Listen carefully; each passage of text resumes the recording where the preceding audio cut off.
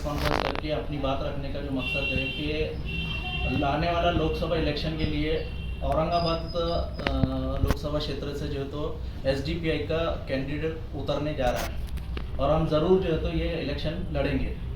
अब एसडीपीआई की औरंगाबाद ज़िले के अंदर क्या ज़रूरत है, क्यों एसडीपीआई को इलेक्शन लड़ना चाहिए, और जो आवाम के बीच में कई सवालात है कि भाई वोट डिवाइडेशन होगा और किसी को नुकसान होगा, किसी को फ़ायदा होगा, ये सारी चीज़ों को हम आपके माध्यम से जो है तो जनता तक पहुंचाना चाहते हैं ताकि वो असल सूरत हाल को और सही तौर पर उसको समझे। सबसे पहले एसडीपीआई जो social democratic party of India है, ये आज भारत के अंदर हकीकी मायनों में एक लोकतांत्रिक पार्टी है। एक रियल डेमोक्रेटिक पार्टी कौन है बोले तो आज इंडिया के अंदर वो आज social democratic party of India है। पूरे इंडिया के अंदर जो है तो पार्टी का एक इमेज है कि ये रियल में एक जो है तो संविधान को लेकर चलने वाली पार्टी है। अब औरंगाबाद की अगर हम बात करेंगे ये लोकसभा क्षेत्र की, तो औरंगाबाद लोकसभा क्षेत्र पिछले कई सालों से हम देख रहे हैं कि यहाँ पर जात पात, धर्म और नफरत, हेट स्पीच, इसको लेके औरंगाबाद जो है तो आजकल जो है तो हॉट स्पॉट बना हुआ है। यहाँ पर जो है तो जाति जाति के अंदर दंगे हो गए हैं इससे पहले, और छोटी मोटी बातों को लेकर आए दिन जो है तो यहाँ पर माहौल खराब होता है।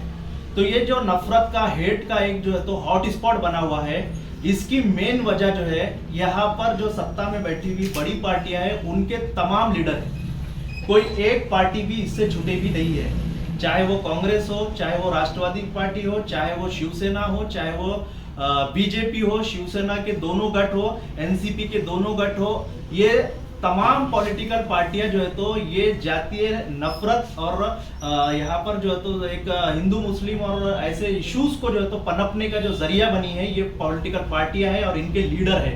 ये चंद वोटों को फायदा रखने के वास्ते लोगों के अंदर नफरत को जो है तो बढ़ावा दे रहे हैं। इसकी वजह से बहुत बदकिस्मती के साथ बोलना पड़ रहा है, बहुत अफसोस के साथ ये बोलना पड़ रहा है। 25 साल 30 साल पहले जो औरंगाबाद पूरे मुल्क के अंदर एक तेजी से डेवलपमेंट होने वाला एक सिटी के तौर पर जाना जा रहा था, आज ये शहर जो है तो एक नफरत का एक एरिया बोल के, नफरत का एक हेड स्पॉट बोल के पहचाना जा रहा है। ये हमारे लिए बहुत दुख और तकलीफ की बात है।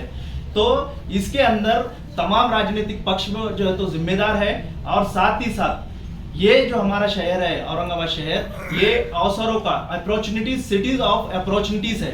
यहाँ पर जो अवसर है, बड़े बड़े अवसर है, लेकिन ये अवसरों का शहर होने के बाद भी आज इसकी ऐसी व्यवस्था हो गई है कि ये शहर हर क्षेत्र के अंदर तेजी से जो है तो पिछड़ते जा रहा है।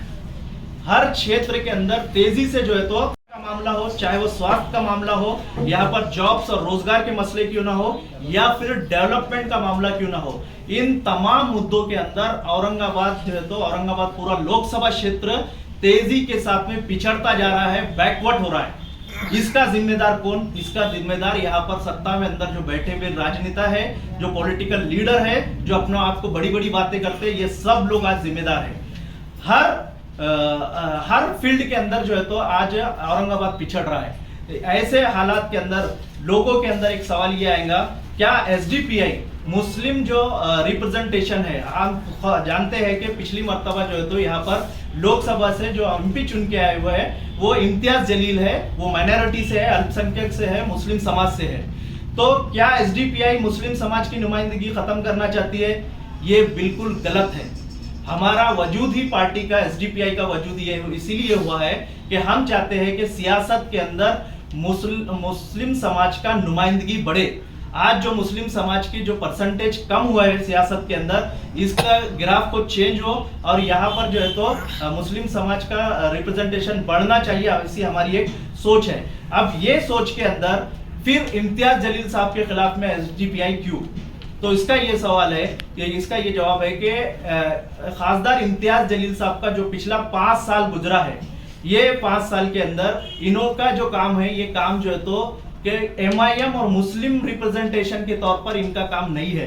इनका काम जो है तो कांग्रेस की तरह काम है। इन्हों एक MIM के नाम के अंदर कांग्रेस की पॉलिसियों, कांग्रेस की नीतियों के ऊपर काम करने वाले एक खासदार साबित हुए हैं। अब ये कांग्रेस के कैसे हुए बोले तो कांग्रेस के अंदर एक रवैया जैसा है कि मुस्लिम समाज के ऊपर जुल्म ज्यादती नाइंसाफी होती है तो कांग्रेस के तमाम लीडरान चाहे वो स्टेट लेवल मुस्लिम मसाइल पे कभी बात नहीं करते, वो खामोशी अख्तियार करते हैं। जैसे राहुल गांधी जो है तो वायनाड के अंदर हाथी के कुचलने से एक शख्स की मौत होने के बाद उसके घर पे जाएंगे, उसको विजिट करेंगे, लेकिन वहीं पर जो है तो यूपी के अंदर अपना मदरसे के मामले को लेकर बुलडोजर चलाया जाता है, लाठी चलाई जाती है, गोली चलाई जाती है मुस्लिम समाज के लोगों को, उनके लिए इंसाफ की राहुल गांधी कभी भी बात नहीं करेंगे।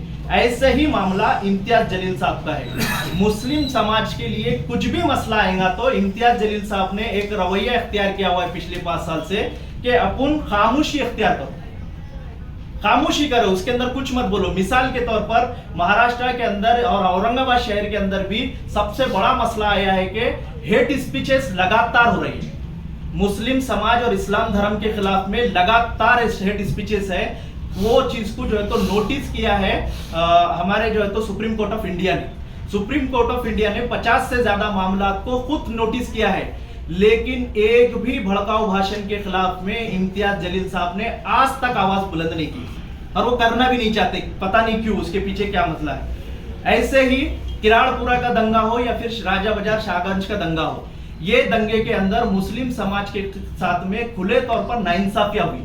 नाइंसाफिया के अंदर बड़ी बड़ी अगर हम बात देखेंगे तो यहाँ पर जो मुनीरुद्दीन जिनका जो है तो गोली लगने से इंतकाल हुआ, उनके अंदर फोटो वीडियो के अंदर पूरा साबित है कि वो शख्स अपने घर के अंदर है, वो जो है तो निर्दोष है, बेकसूर मारा गया है, लेकिन फिर भी आज वो है FIR के अंदर मुख्य आरोपी है।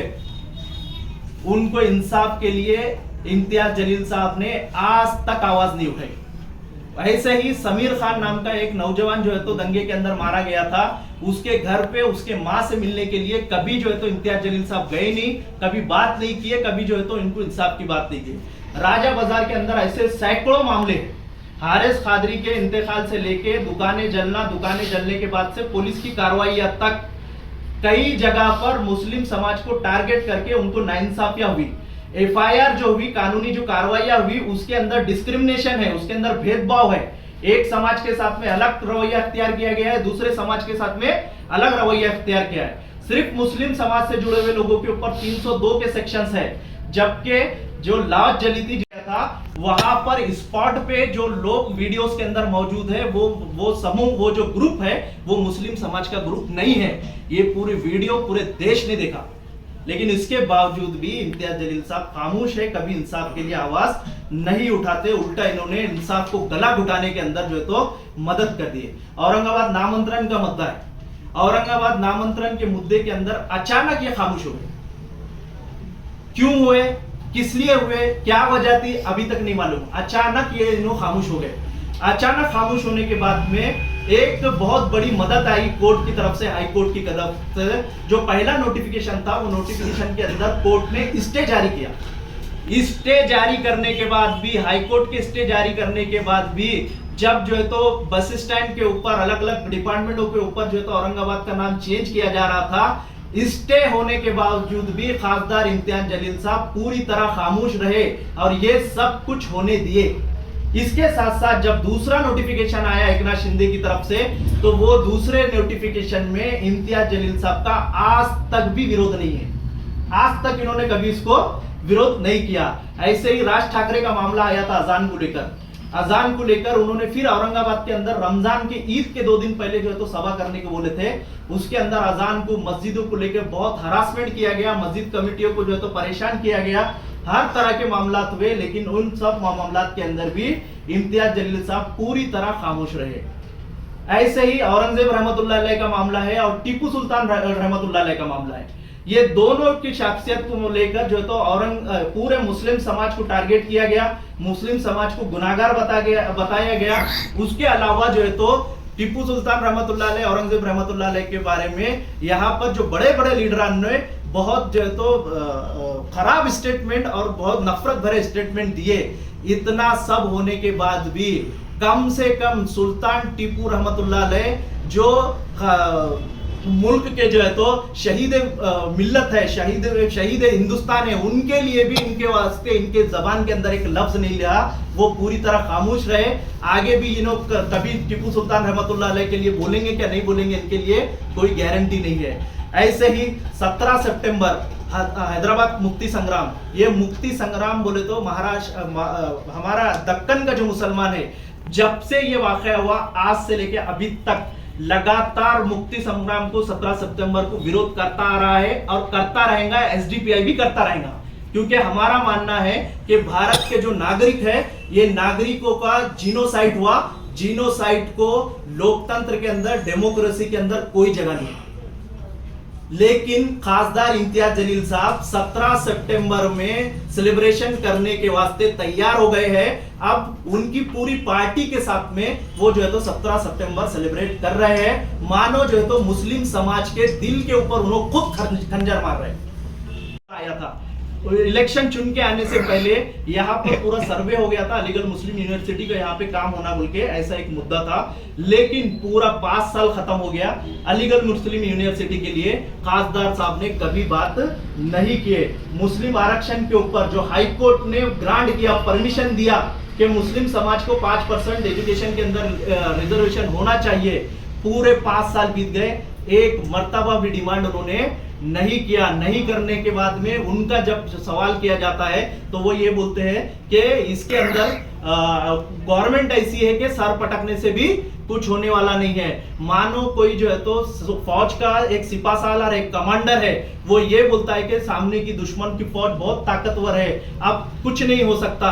इसका मीनिंग ये है कि मैंने घुटने टेक दिया, मैं गुलाम बन गया, अब तुम लोग भी घुटने टेको, तुम भी गुलाम बन जाओ। ये जो है तो इम्तियाज जलील साहब का पैगाम है। ऐसे कई मुद्दे हैं जो जिनकी बुनियाद पे हम कह सकते हैं कि ये जो है तो सेम कांग्रेस की पॉलिसी पे चलते हैं। अब ये पॉलिसी पे चलने के बाद में जो आज देश के अंदर सबसे पिछड़ा जो है तो मुस्लिम समाज है, ये मुस्लिम समाज को कैसे न्याय मिलेगा? इनका प्रतिनिधित्व, इनका रिप्रेजेंटेटिव अगर ये रवैया इख्तियार करेगा तो जो है तो मुस्लिम समाज को कैसे वो होगा। ऐसे अनगिनत कामों की एक लिस्ट है, तरक्की के कामों से लेकर ऐसे कई मसाइल है। मुस्लिम समाज और गरीब बस्तियां, सलम बस्तियां जो है तो मरहूम है, लेकिन ये इम्तियाज जलील साहब इसके ऊपर पूरी तरह खामोश है। अभी भी वो ये बोलने को तैयार नहीं है कि मेरे से गलतियां हुई, मैं इसको छोड़ूंगा और अभी मेरा मैनिफेस्टो जारी करके मैं ये तमाम मुद्दों के ऊपर काम करने के लिए तैयार है। ऐसा बोलने के लिए उनसे कोई उम्मीद नहीं है। इसके लिए एसडीपीआई का मानना है कि औरंगाबाद लोकसभा क्षेत्र से एक अल्टरनेटिव होना बहुत जरूरी है। तो आप उम्मीदवार देने वाले लोग आने वाले वक्त के अंदर हम उसको डिक्लेयर करने जा रहे हैं। पर कौन है इच्छुक, कौन है इच्छुक? के अंदर हमारी बहुत लंबी लिस्ट है, अभी हम नाम किसी का नहीं बता सकते, लेकिन हम जो है तो अनाउंस करेंगे डायरेक्ट। मुद्दे आपने वही जो बताए, आप एक तरफ विकास की बात कर रहे हैं और दूसरी तरफ औरंगजेब और टीपू सुल्तान और इनकी बात कर रहे हैं। अब क्या आपका मोटो क्या है? पूरे इलेक्शन में आपका क्या धोरण रहेगा? आप सीधे सीधे शिवसेना वगैरह इनको दुश्मन पार्टी का बोल के घोषित करेंगे? अभी आप जैसा बताए, देखिए हमारे तारीफ को गलत बोलना और उसके साथ में लोगों के अंदर नफरत फैलाना, इसके लिए भी न्याय बात, इंसाफ की बात करने वाले की भी जिम्मेदारी जो है तो सियासी नुमाइंदों की जिम्मेदारी है। और दूसरा एक चीज क्या है, मजलूमों के हक में बोलने वाला कम्युनल नहीं होता। ये सोच जो है तो हमारे देश को बर्बाद कर रही है। जो भी मजलूम है, अगर मुसलमान अगर के साथ में गलत होता है तो हर एक आदमी, हर एक पार्टी की जिम्मेदारी है उसको गलत बोलना, उसको इंसाफ दिलाना। खामोश रहना और ये बोलना नहीं हॉस्पिटल होना, नहीं रोड होना, रोड भी होना, हॉस्पिटल भी होना, उसके साथ में इंसाफ भी होना, न्याय भी होना। अभी पिछली बार जो हुआ था कि इम्तियाज जलील साहब को खेरे साहब ने खड़ा किया था, तो ये क्या अभी खेरे साहब के आदमी है कि क्या? अभी देखिए इम्तियाज जलील साहब का एक और एक चेहरा जो एक रवैया रहा है, वो ये रवैया रहा है कि बीजेपी पार्टी के जो लीडर है उनके बहुत खास दोस्त है। एक ईद के दिन उनके घर पे एक सीक्रेट मीटिंग हुई, उसके अंदर पंकजाताई मुंडे थे, हरिभाऊ बागड़े थे, अतुल सालवे थे, वो जो है तो इम्तियाज जलील साहब के घर एक सीक्रेट मीटिंग हुई थी ईद के बाद में। उन्होंने जब बात लीक हुई, लोकमत पेपर में एक बड़ी न्यूज लगी, उस वक्त इम्तियाज जलील साहब का बोलना था कि मेरे जो है तो पत्रकार के टाइम में ये दोस्त है, इसलिए मैंने बुलाया। आप भी पत्रकार लोग हैं, मैं आपसे सवाल करता हूं, सिर्फ बीजेपी के लोग आपके कैसे दोस्त हो सकते हैं? आपके साथ खाने के लिए तो फिर वहां कांग्रेस के लोग भी आना चाहिए, आपके साथ वहां पे राष्ट्रवादी के लोग भी आना चाहिए, अंबेडकरी समाज के अलग अलग पार्टियां, बड़ी बड़ी पार्टियां, बड़े बड़े लीडर है, वो भी आपके साथ आना चाहिए। सिर्फ बीजेपी के लीडर क्यों? तो ये जो रवैया रहता है इम्तियाज जलील साहब का, बीजेपी के खास लोगों से खास दोस्ताना, ये भी कई सवाल खड़े करता है। अब आप इधर नीचे वापरते इम्तियाज जलील साहब। कांग्रेस और बीजेपी के में फर्क क्या है? हमेशा से कांग्रेस और बीजेपी दोनों ने दोस्ताना रिलेशन के अंदर काम करते हुए आए हैं। आज देश जो बर्बाद हो रहा है हमारा, ये कांग्रेस और बीजेपी की दोस्ती की वजह से हो रही है। आज देश इलेक्ट्रॉल बॉन्ड का जो घोटाला है, आपको मालूम होना है, देश के अंदर इतिहास का सबसे बड़ा घोटाला है। और ये घोटाले के अंदर सिर्फ बीजेपी नहीं है, इसके अंदर कांग्रेस भी इन्वॉल्व है और सो कॉल्ड सेकुलर पार्टियां, चाहे वो समाजवादी पार्टी क्यों ना हो, क्यों चाहे वो जनता दल क्यों ना हो, ये सब इलेक्ट्रॉल बॉन्ड के अंदर देश को लूटे, जनता को आके लूटे। इतना बड़ा घोटाला है। तो ये दोस्ती के अंदर तो देश बर्बाद हो रहा है। आपके पास कोई उम्मीदवार है जो खड़े रहेगा, अच्छा और बोलेगा, काम करेगा? पढ़ा लिखा रहना सिर्फ काफी नहीं है, अच्छा, पढ़ा लिखा के साथ में ईमानदार होना ये बहुत जरूरी है। अगर पढ़ा लिखा है, ईमानदार नहीं है, तो उससे ज्यादा खतरनाक कोई दूसरा भी नहीं हो सकता। पढ़ा लिखा होना, समाज के लिए, हमारे देश के लिए, हमारे संविधान के लिए ईमानदार होना, जनता के साथ ईमानदार होना, यही सोल्यूशन। तो अभी जो खड़े होने वाले वो ईमानदार नहीं है क्या फिर? अभी इतना सब चीजें बताइए, आप बताइए, मेरे को प्रूफ करके आपके बताओ। पास में कोई उम्मीदवार है जो आपकी पार्टी रिप्रेजेंट करेगी उसको? बिल्कुल, हमारे पास में ऐसे उम्मीदवार है, हम जल्द उसका अनाउंसमेंट करेंगे। उसका क्लियर छवि रहेंगी, संविधान को लेके ईमानदार रहेगा, कॉन्स्टिट्यूशन को लेके ईमानदार रहेगा, देश की जनता के लिए ईमानदार रहेगा। ये कब तक होगा? बोल सकते आपके हैं? पैरामीटर्स क्या है ईमानदारी के? ईमानदारी के पैरामीटर्स ये है कि कॉन्स्टिट्यूशन ऑफ इंडिया, हमारा जो संविधान है, उसके अंदर इक्वलिटी टू ऑल, और सबके लिए न्याय, सबके लिए इंसाफ। उम्मीदवार के लिए वही बता रहा हूँ, इंसाफ के जो बात करने वाला होना। अभी जैसा आप पहले कुछ चीजें छूट गई, उसके अंदर मैं बताया कि कैसा जो है तो एक चीज को फेवर किया जा सकता है, एक की चीज को छोड़ा जाता है। अगर ऐसा रवैया अगर लीडरों के अंदर रहेगा, तो ये रवैया जो है तो खराब रवैया है, इससे जो है तो कभी भी बदलाव नहीं आ सकता। जनता के बीच कब से?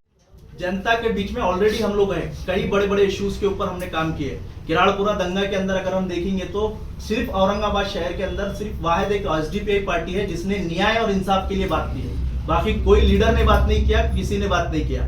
उसके अलावा कई काम हमारे आप भी सही से संघर्ष होगा लोकसभा में, किसमें मुकाबला किससे? मुकाबला किसके साथ? चंद्रकांत खैरे भाजपा के साथ, शिवसेना के साथ की एमआईएम के साथ? अभी हम लोग सामना किससे होगा? हम लोग कैंडिडेट करके सामने आएंगे, वो हमारा सामना किससे रहेगा हमसे ज्यादा आप बेहतर जानते हैं, लेकिन फिर भी हमारा क्लियर सामना है। हम लोग जो है तो ऐसी सोच विचार के खिलाफ है जो है तो देश की संविधान के खिलाफ है, हमारी जनता के खिलाफ है, और खास तौर के बीजेपी जैसी विचारधारा के हम जो है तो अगेंस्ट है। उसको हम रोकने के लिए हर मुमकिन कोशिश तो अभी करेंगे। गए 1999 तक, मतलब पिछले 4 लोकसभा